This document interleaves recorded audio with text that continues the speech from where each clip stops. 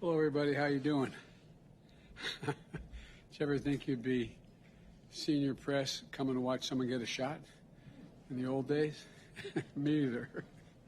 Any rate, like I did in my first and second COVID-19 vaccination shot, I'm about to get my booster shot and do it publicly.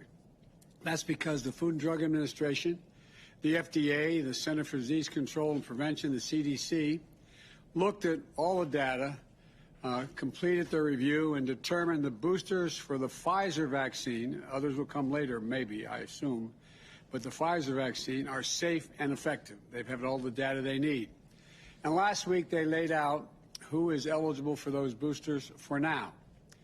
You're eligible for a booster if it's been 6 months since your second Pfizer shot, and if you fall into one of these categories.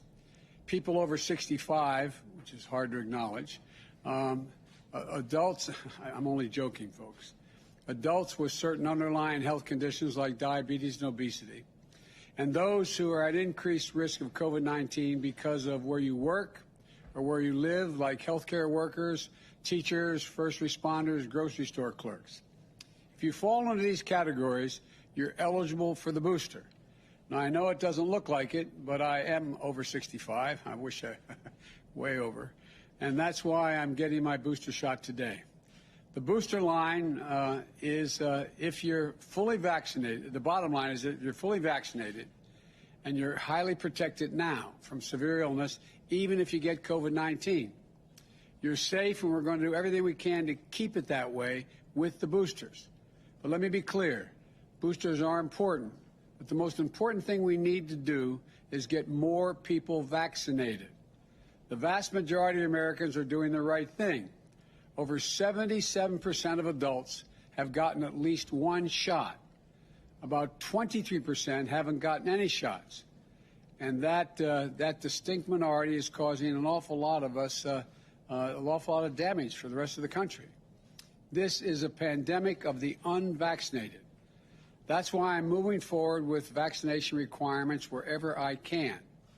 On Wednesday, I'll be traveling to Chicago to talk about why it's so important that more businesses are instituting their own vaccine requirements. We know that to beat this pandemic and to save lives, to keep our children safe, our schools open, our economy going, we need to get folks vaccinated. So please, please do the right thing. Please get the shots. And it can save your life. It can save the lives of those around you. And it's easy, accessible, and it's free.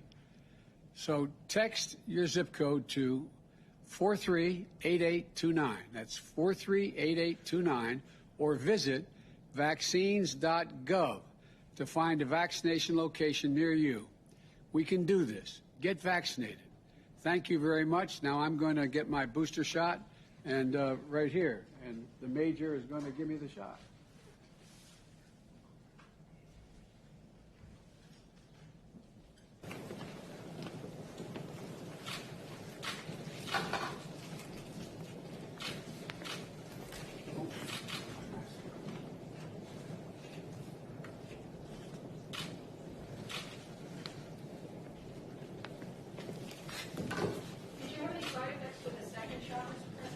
No, I haven't any side effects the first or the second shot, thank goodness.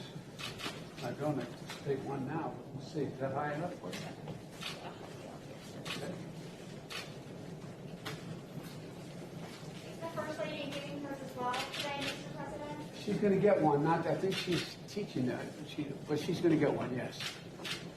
Mr. President, what do you say to World Health leaders like the World Health Organization who's saying wealthy nations should help more countries without vaccinations get vaccinated before they can boosters here in America? We are helping. We're doing more than every other nation in the world combined.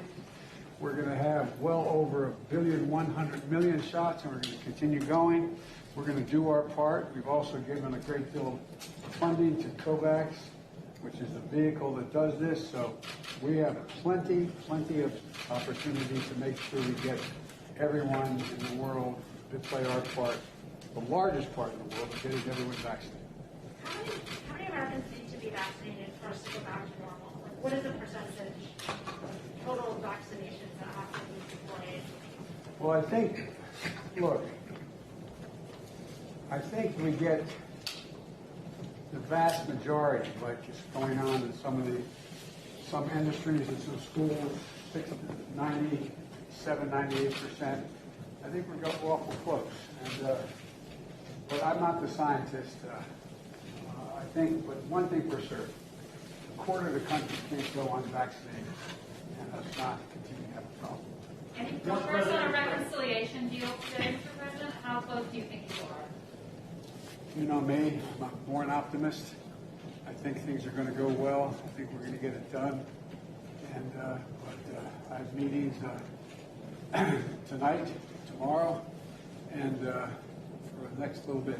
What does it take for your agenda and your presidency with what's happening on the Hill this week? Victory is what's at stake. Mr. President, how would you define success this week legislatively?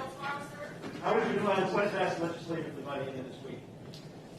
Well, it may not be by the end of the week. I hope it's by the end of the week. But as long as we're still alive, we got three things to do: the debt ceiling, continued resolution, and the two pieces of legislation. If we do that, the country's going to be in great shape. Thank What's you. your message to Democrats as you have these calls?